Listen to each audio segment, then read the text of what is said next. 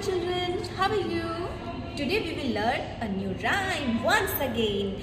Are you ready? Oh yes. Okay. First you have to give your introduction like this. Good morning ma'am. My name is I study in class nursery and my school name is St. James Church School. I am going to recite a new rhyme in front of you. The title of my poem is 1, 2, buckle my shoe. 1, 2, buckle my shoe. 3, 4, shut the door. 5, 6, pick up sticks. 7, 8, lay them straight.